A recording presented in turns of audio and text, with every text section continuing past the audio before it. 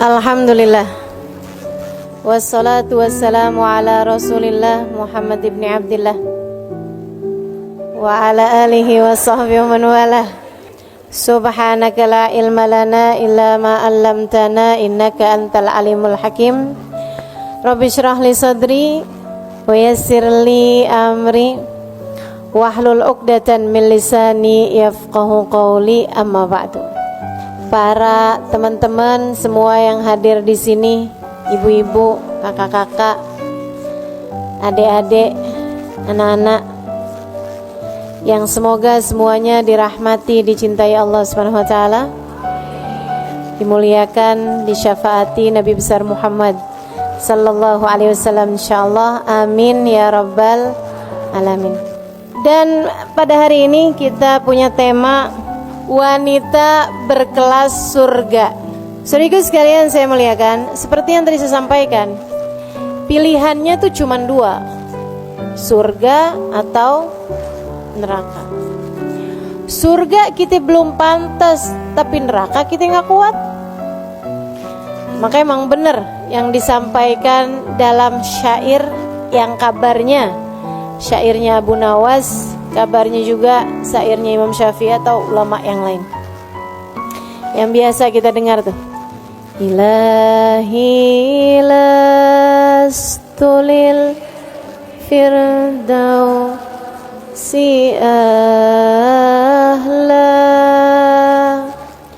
wala aqwa ala naril jahimi fahabli taubatan waghfir dunubi fa innaka ghafirudz dzambil azim. Ilahi lastulil firdausi ahla. Ya Allah, belum pantas diri ini masuk surga, tapi pilihannya cuma dua. Kalau nggak masuk surga berarti masuk wala aqwa ala naril jahimi, tapi suruh masuk neraka juga kita nggak kuat. Ya Allah, fahabli taubatan waghfir dunubi. Yang bikin kita nggak pantas masuk ke dalam surga ini karena dosa-dosa kan. Dosa-dosa bikin orang pantasnya masuk neraka. Kalau gitu fahabli taubatan, ya Allah karuniakanlah kepada kami taubat. Waghfir dunubi, ampunkan segenap dosa-dosaku. Fa innaka ghafirudz dzambil azimi, sebab meski dosaku besar, bukankah engkau adalah Tuhan pengampun dosa-dosa besar. Saudaraku sekalian saya muliakan, karenanya kita minta sama Allah, ya Allah, biar kata belum pantas, dipantes-pantesin apa ya Allah. Walaupun belum kelasnya masuk surga, dikelas-kelasin, anak bawang gak apa-apa ya Allah. Nah ini kita minta sama Allah Subhanahu wa taala, masukin ke dalam surga ya Allah, walaupun belum kelasnya, anak bawang gak apa-apa deh, nyelip di pojokan gak apa-apa deh, gak dikasih rapot gak apa-apa deh, yang penting itu masuk surga. Soalnya pilihannya susah banget, gak surga neraka ya Allah, gak deh neraka mah. Neraka tuh jangan pernah dijadikan pilihan, gak bakalan tahan. Allah yang nyiptainnya aja bilang fama asbarahum 'alan nar. Coba sih mau lihat gimana kamu sabarnya dari neraka. Gak bakalan sabar, gak bakalan tahan, gak bakalan kuat. Teman-teman saya sekalian, kabarnya siksaan terkecil di neraka dipakein sendal. Sendalnya dari api dipakai mendidih ke ubun-ubunnya. Itu siksaan terkecil di neraka. Kita nggak mau nih, makanya neraka tuh mampir aja jangan. Transit nih cuman bentaran gitu, jangan. Ngeri teman-teman saya sekalian. Sehari, aduh boro-boro sehari. Sejam kita nggak mau. Nah seharinya inna yauman inda rabbika ka alfi sanatin mimma ta'udun. Sesungguhnya satu hari di hari akhirat nanti setara 1000 tahun kalian waktu di dunia. Nggak pakai deh, nggak pakai sehari, nggak pakai sejam, nggak pakai semenit. Kami bahkan meminta kepada Allah, kita bahkan meminta kepada Allah agar bisa masuk surga dan melewati nerakanya secepat kilat, insya amin ya rabbal. Nah terus gimana nih biar kita nih bisa masuk surga? Berdasar dengan apa yang sudah selama ini kita tahu dari para ulama, syaratnya masuk surga itu 4: iman, amal, takwa, cinta. Ada 4 tuh teman-teman saya sekalian. Yang pertama iman, itu kayak daftar. Kita kalau mau pendaftaran kan ada pertanyaannya tuh. Nah nih pendaftaran nih, ruang lobi. Mau masuk ke surga ada daftarnya. Daftarnya pakai apa? Iman. Kalau kamu nggak punya imannya, nggak tembus pendaftaran. Imannya kepada siapa? La ilaha illallah Muhammad Rasulullah. 2 kalimat syahadat tidak terpisahkan.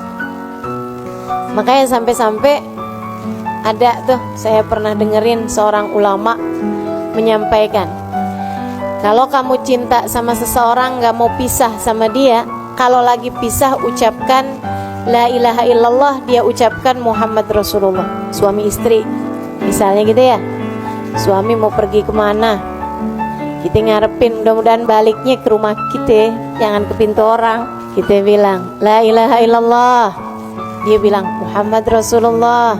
Insya Allah. Kenapa gitu? Insya Allah baliknya tuh kembali. Kenapa? Sebab kalimat la ilaha illallah dengan Muhammad Rasulullah itu tidak terpisahkan. Gitu. Boleh diamalin ya Ustazah? Silakan aja. Habis ini mendadak-dadak semua orang ngomong sama saya la ilaha illallah Ustazah. Jadi nih pendaftarannya adanya di iman. Imannya 2, gak boleh dipisahin. Tuhanmu Allah, Nabimu Muhammad. Teman-teman sekalian saya muliakan, kalau udah 2 ini gak beres, 2 ini gak bener, 2 ini gak pas, maka gak bisa masuk dalam surga. Entah itu di la ilaha illallah atau itu di Muhammad Rasulullah. Punya la ilaha illallah doang, tapi nggak punya Muhammad Rasulullah. Dia sih beriman Nabi Muhammad nabinya, tapi meyakini ada nabi lain sesudah Nabi Muhammad. Namanya Mirza Ghulam Ahmad dari India. Kalau nabi dari India kita nggak percaya, gitu kan ya? Nah, ini ada nabi, terkenal agamanya, namanya Ahmadiyah. Orang-orang yang imannya Nabi Muhammad diakuin sebagai nabi, tapi sesudah Nabi Muhammad ada nabi lain lagi, namanya Mirza Ghulam Ahmad. Wah, ini bukan nih, dia nih nggak lolos masuk di pendaftaran. Nah, sono nggak bisa, gitu deh. Atau misalnya la ilaha illallahnya benar, tapi Muhammad Rasulullahnya enggak, nabinya cuman sampai Nabi Isa. Nggak masuk, nggak masuk, gitu kan ya? Sebab Nabi Isa sendiri, orang kalau nggak percaya sama Nabi Muhammad berarti nggak percaya juga sama Nabi Isa. Kenapa gitu? Sebab Nabi Isa tuh bilang, sesudah saya akan ada nabi yang wajib kalian imani, namanya Muhammad. Kata Allah dalam Al-Quran, wa mubashiran birasulin ya'ti min ba'di ismuhu Ahmad. Aku ini, kata Nabi Isa, selain daripada menghidupkan orang mati, aku punya mukjizat. Selain daripada terutus menyampaikan risalah, kepada kalian semuanya, aku juga adalah seorang nabi yang diminta memberi kabar gembira bahwasanya sesudah aku nanti, ratusan tahun sesudahku, akan ada seorang nabi yang terutus namanya Muhammad di bumi, di langit terkenal dengan nama Ahmad. Jadi kalau nggak percaya sama Nabi Muhammad, berarti nggak percaya juga dong sama Nabi Isa. Sebab Nabi Isa memberikan kabar gembira tentang Nabi Muhammad. Jadi teman-teman sekalian, nih syarat imannya la ilaha illallah tambah Muhammad Rasul. Kalau nggak beriman sama Nabi Muhammad, atau percaya sih sama Nabi tapi tidak memuliakan Nabi. Nah, ini juga nih masalahnya. Tidak memuliakan Nabi. Nabi ya manusia biasa deh gitu. Nabi bisa bikin salah, Nabi bisa dikuasai hawa nafsu. Nih, yang begini nih, bermasalah sama imannya teman-teman sekalian.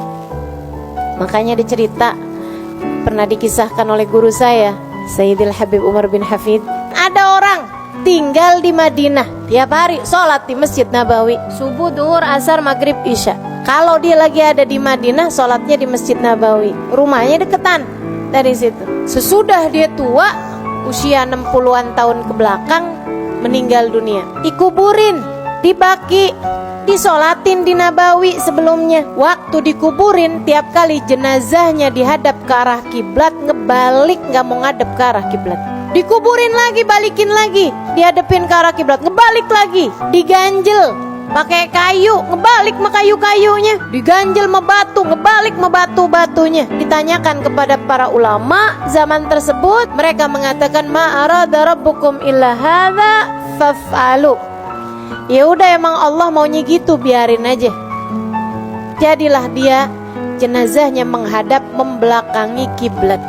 Syekh, kalau kayak gini nih kenapa? Katanya warga masyarakat. Syekhnya bilang berarti tidak mukmin di hadapan Allah, tidak muslim di hadapan Allah. Kenapa Syekh? Nah tuh saya nggak ngerti. Silahkan tanya kepada keluarganya, tanyain kepada istrinya. Istrinya bilang, waduh laki saya tuh bagus, sholatnya bener, amal dia punya. Dia bilang orangnya baik, sama keluarga baik, nggak pernah ninggal, jauh dari dosa-dosa. Ghairu annahu, hanya aja ada sebabnya saya rasa. Dia bilang tiap hari ngiter-ngiter di Masjid Nabawi, sholat tiap waktu di Masjid Nabawi, tidak pernah sekalipun berziarah ke makam Nabi Muhammad. Enggak punya cinta kepada Nabi, enggak punya Muhammadur Rasulullah yang mendarah daging dalam hatinya. Dia kira Nabi hanyalah seorang penyampai wahyu Tuhan yang tidak perlu dicinta, tidak perlu dihormat. Dia hanya condong kepada la ilaha illallah, tidak kepada Muhammad Rasulullah. Banyak nih, sekarang tambah banyak, memiliki kecondongan hanya kepada la ilaha illallah, tidak kepada Muhammad Rasulullah. Kalau udah urusannya cinta menabi, dibid'ah-bid'ahin seada-adanya. Orang bersuka cita, bersolawat, memuji-muji Nabi, dia yang gak terima. Dikata kalian berlebih-lebihan sama Nabi Muhammad. Merayakan maulid Nabi, gak ada dalilnya tuh. Ngerayain maulid dia sendiri, kagak dicari dalil. Teman-teman sekalian saya muliakan, ini berbahaya. Karena hanya condong kepada la ilaha illallah, tidak kepada Muhammad Rasulullah. Kita hormat kepada Nabi Muhammad, kita iman kepada Nabi Muhammad, kita cinta kepada Nabi Muhammad, sama halnya dengan kita iman kepada Allah, kita hormat kepada Allah, dan kita pun tentu saja cinta kepada Allah. Iman kepada Allah nih teman-teman sekalian, bukan hanya bilang asyhadu an la ilaha illallah, akan tetapi makna la ilaha illallah, tidak ada Tuhan yang boleh disembah kecuali Allah. Kita tidak sujud kecuali kepada Allah. Kita tidak patuh butuh kecuali kepada Allah. Sebab kita meyakini tidak ada pemberi kehidupan kecuali Allah. Tidak ada pengatur kehidupan kecuali Allah. Tidak ada pemberi rizki kecuali Allah. Tidak ada penentu jodoh kecuali Allah.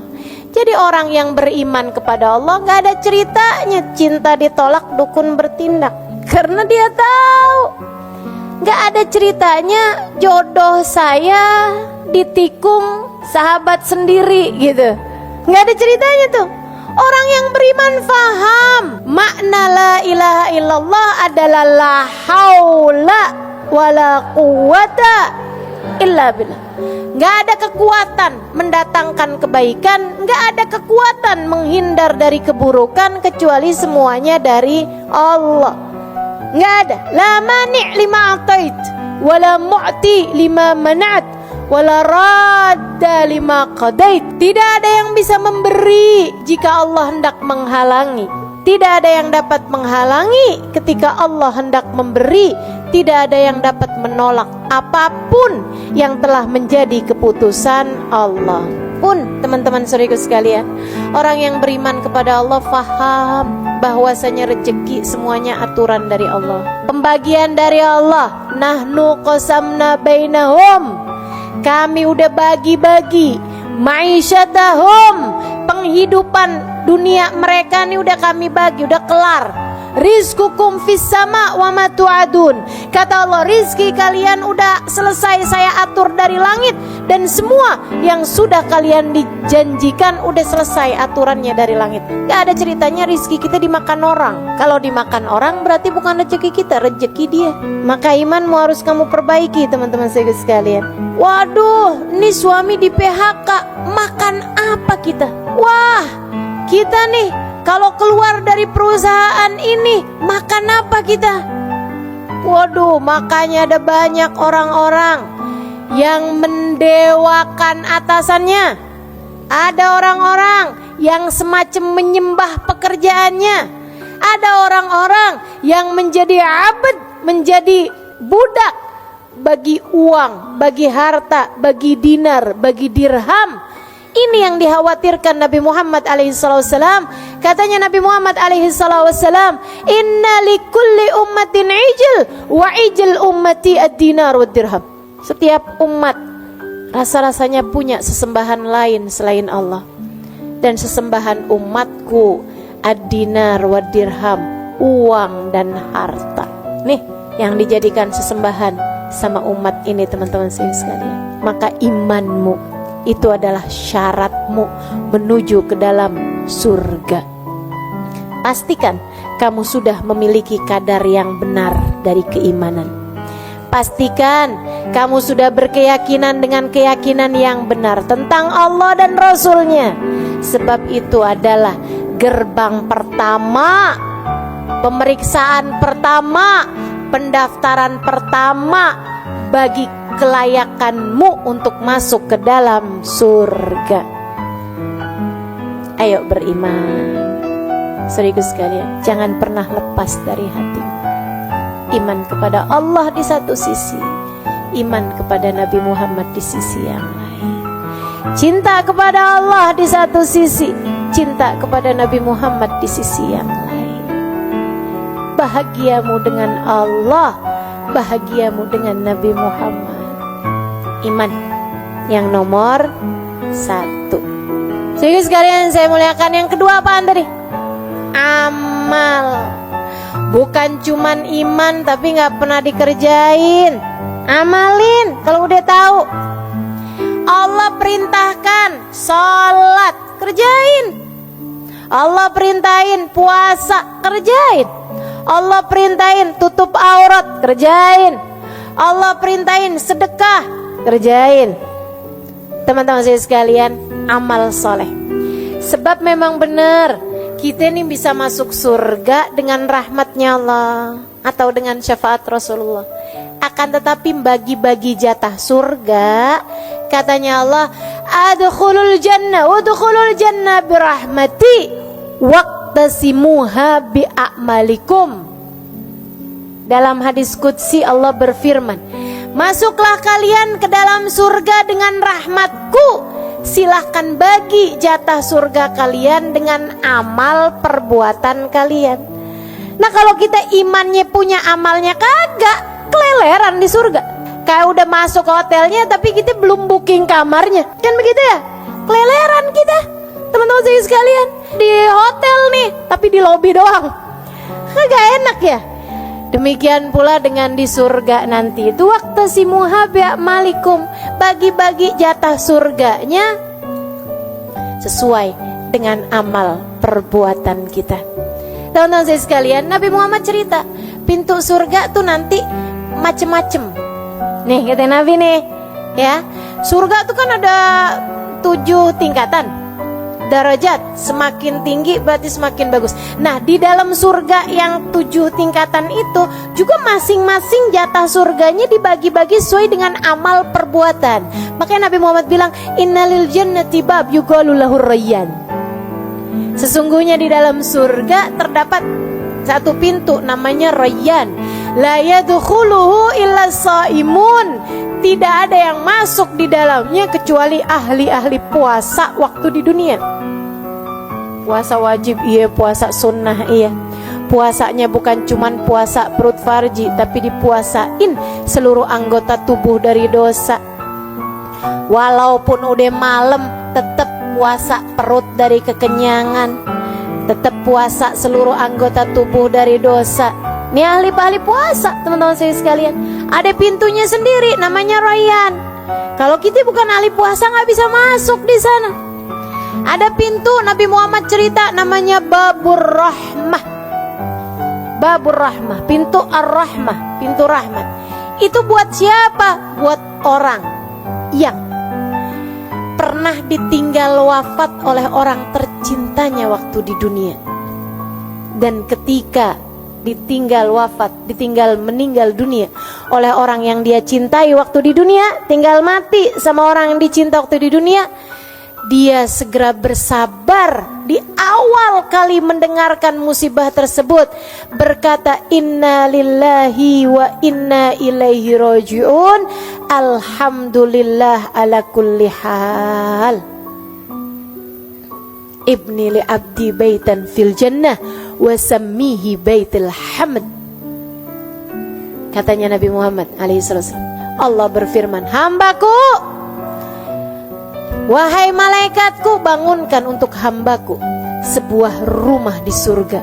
Kasih nama rumah tersebut Baitul Hamd, rumahnya orang yang pandai berterima kasih kepada Allah.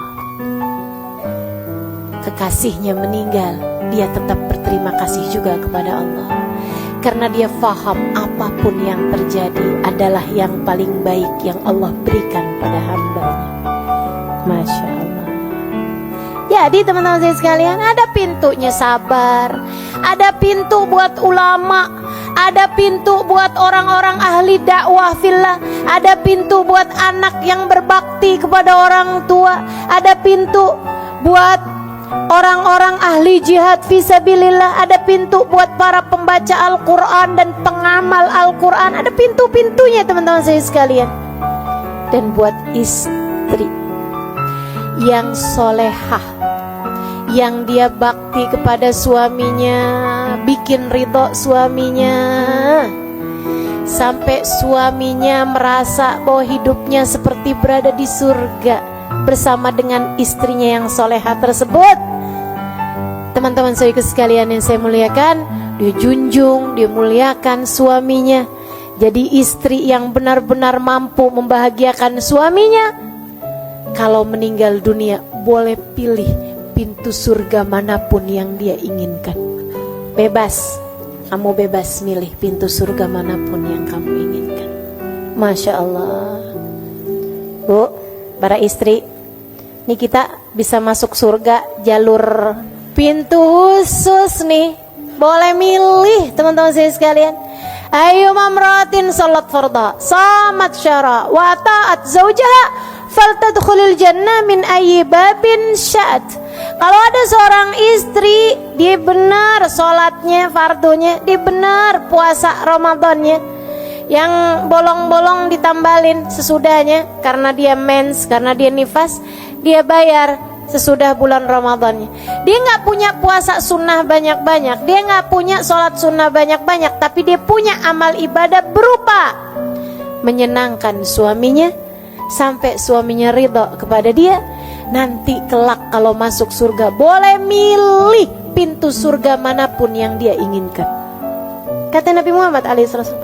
Tapi emang ya, nih kalau belum kawin sih belum tahu rasanya.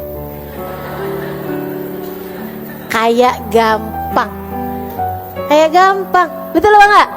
Ini yang belum kawin nih, saya pengen kawin biar bisa masuk surga dari jalur pintu khusus. Yang belum kawin, yang udah pada kawin nih, ya Allah kayak kagak bisa dah lewat pintu yang nono. Ternyata jadi istri bukan main-main, bener-bener itu ya. Ya Allah, emang suami ini emang bener-bener pintu surga, teman-teman sekalian.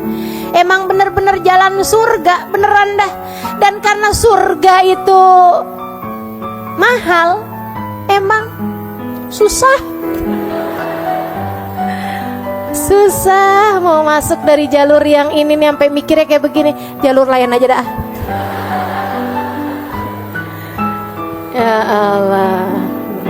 Dah para istri ya, kalau suamimu lagi nyenengin, emang jalan surga mah enak gitu. Kalau suamimu lagi rada nyebelin, emang jalan surga mah berat gitu. Tapi biar kata berat kita jalanin, ya enggak? Hadiahnya surga, teman-teman saya sekalian. Jadi kalau lagi kesel-kesel sama suami, ingetin diri aja surga. Suami lagi marah-marah, kita senyum aja, bayangin surga. Surga gitu. Gak apa-apa. Suami lagi ada nyebutin nama salah satu yang ada di kebun binatang, biarin dia aja, surga.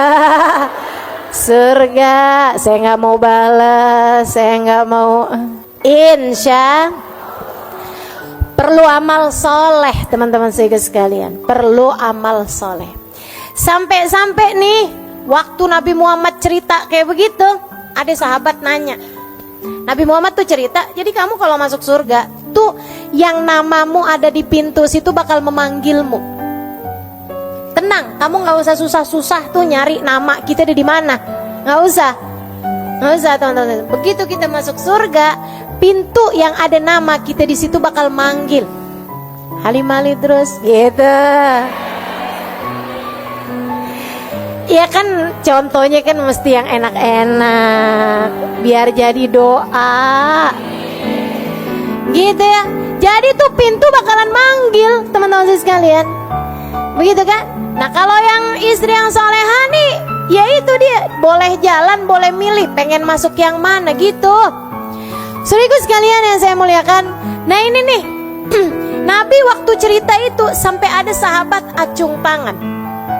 Rasul mau nanya dong, kenapa, kata Nabi. Ada nggak Rasul? Dari baiknya nih orang sampai semua pintu surga manggil dia, ada nggak itu? Kata Nabi Muhammad, ada. Dia adalah Abu Bakar As-Siddiq. Semua pintu surga manggil dia, teman-teman. Ya Allah, luar biasa benar ya, sahabat baginda kita Nabi Muhammad alaihissalam. Yang satu ini sambilan mikir gitu, kita gimana nih ya? La ilaha illallah, la ilaha illallah. Mudah-mudahan dah biar keterima sama Allah, biar dirahmati sama Allah, biar disayangi sama Rasulullah. Kali-kali gitu dicariin, ya enggak? Amin ya Rabbal. Baik tuh, satu tadi apa? Dua, pastikan ada yang bisa kita andelin. Pastikan bahwa amal ibadah kita itu juga ada yang bikin kita jadi pantas masuk surga. Sabar-sabarin teman-teman saya sekalian. Emang yang namanya ibadah mah karena jalan menuju surga tuh kan, jadinya kan berat tuh. Namanya ibadah memang berat. Tahajud ngantuk, ya enggak? Puasa lapar. Semua ibadah memang kayak begitu. Hadir pengajian, Enggak tuh, enggak pada males gini ya Allah. Jadi teman-teman saya sekalian tuh amal soleh. Kemudian yang ketiganya apa tadi? Takwa. Saudariku sekalian saya bilang, apa tuh takwa? Jauhi dosa. Itu takwa. Takwa itu punya rasa takut sama Allah, membuatmu tergerak mengerjakan perintahnya dan menjauh dari larangannya. Takwa, jauhin dosa. Kalau kepengen masuk surga, ya jangan menempuh jalan yang bikin kamu masuk neraka. Kan katanya pengen masuk surga. Maka wanita berkelas surga seharusnya nggak booking tempat di neraka. Katanya Nabi Muhammad alaihissalam, man balag umruhu arba'in falam yujawiz khairuhu syarrah falyatajahaz ilan nar. Siapa yang umurnya 40 tahun tapi dosa-dosanya banyak banget, gak lebih daripada pahala yang sudah dia buat. Umur 40 tahun masih rajin banget bikin dosa, falyatajahaz maq'adahu minan nar. Dia sedang mempersiapkan tempatnya di dalam neraka.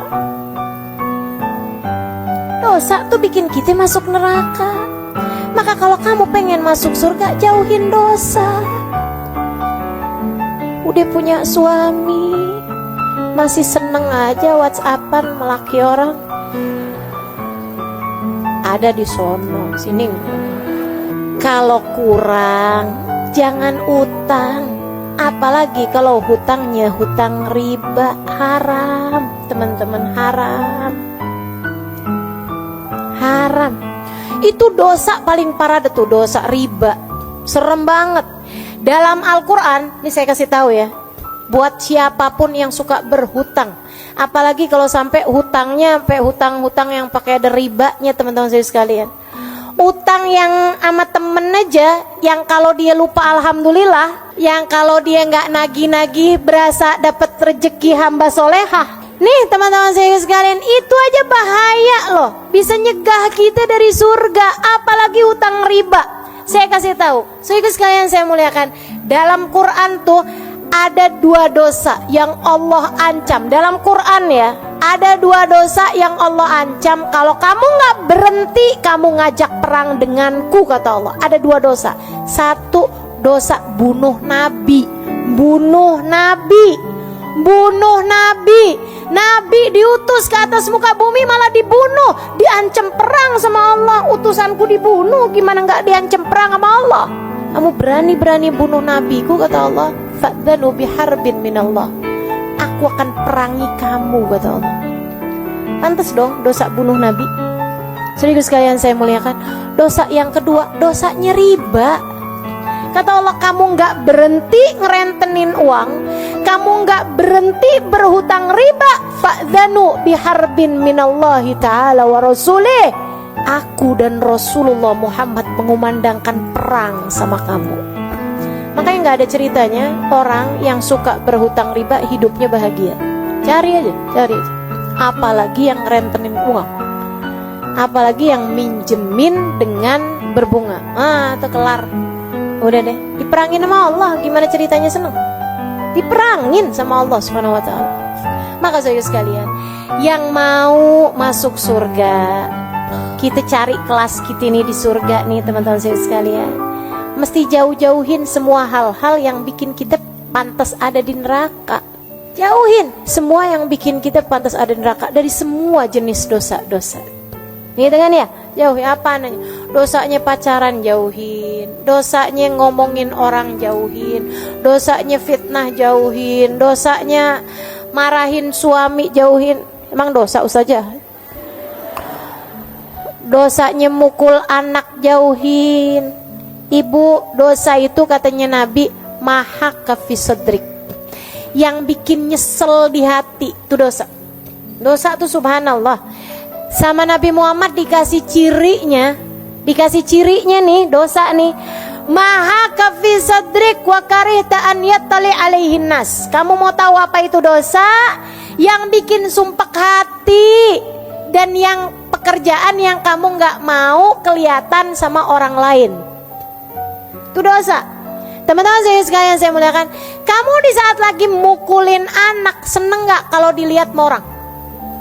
Gak mau. Ibu-ibu sini sekalian, kamu lagi jalan nih sama anak kamu nih.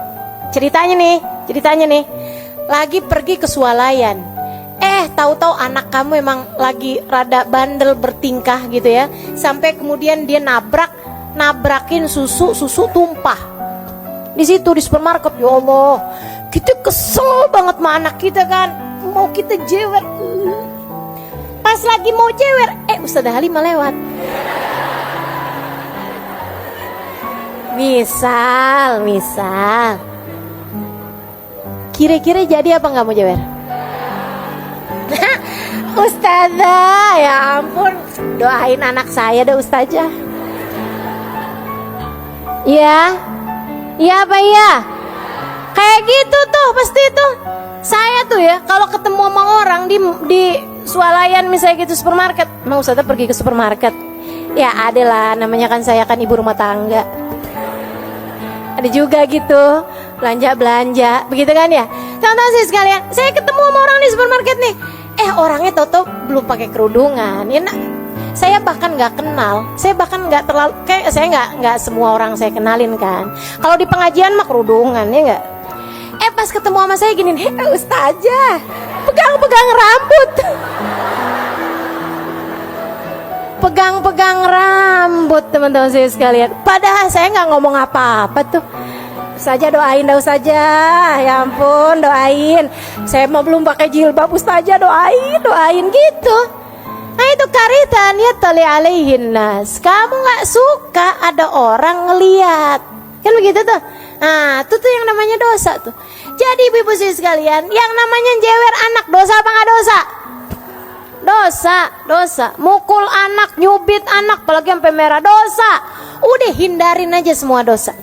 Kalau kamu memang pengen jadi hamba Allah yang pantas buat masuk ke dalam surga. Yang terakhir, pengen masuk di surga. Orang surga tuh ahli-ahli cinta. Cinta sama Allah, cinta sama Rasulullah, cinta sama apapun yang dicinta sama Allah, cinta sama siapapun yang dicinta sama Rasulullah. Tuh caranya buat masuk surga. Kalau kamu pengen masuk surga tapi sama itu sebel, sama no gak cocok, sama no gak demen, sama si itu bawaan pengen berantem mulu, kamu belum dapet persyaratannya, belum lulus persyaratannya teman-teman saya sekalian. Surga itu tempat kasih sayang. Wa qalu salama, tuh ahli surga tuh.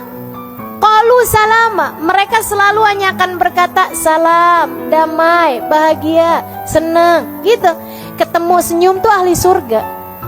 Saudara sekalian saya muliakan, kata Nabi Muhammad, innakum lan tadkhulul jannah hatta tu'minu. Kalian gak bisa masuk surga kecuali kalau kalian beriman. Walan tu'minu hatta tahabbu.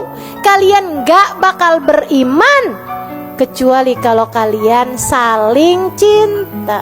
Syarat mutlak buat masuk surga harus punya cinta.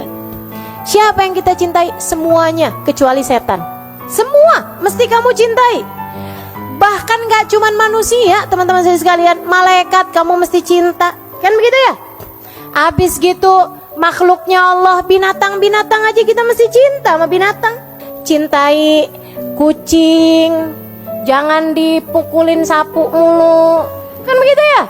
Cintai binatang-binatang, cintai makhluk hidup, pepohonan pun kamu mesti cintai. Kan begitu ya? Saudara sekalian saya muliakan, jangan nebang hutan sembarangan, jangan bakar-bakar hutan. Kan begitu tuh. Nih, kita mesti cintai makhluk Allah Subhanahu wa taala semuanya. Yang kita nggak perlu cinta cuman setan. Meskipun kebanyakan dari kita orang kita benci, setan kita friend. Ngefriend sama setan. Ya Allah, segala yang dibisikkan setan kita percaya mulu. Udah deh, nggak usah pergi ngaji. Mendingan hari Minggu kayak begini kita ke mall aja deh. Bener juga ya. Dia friend sama setan. Giliran diajakin sama temennya kita pergi ngaji yuk, wah ogah.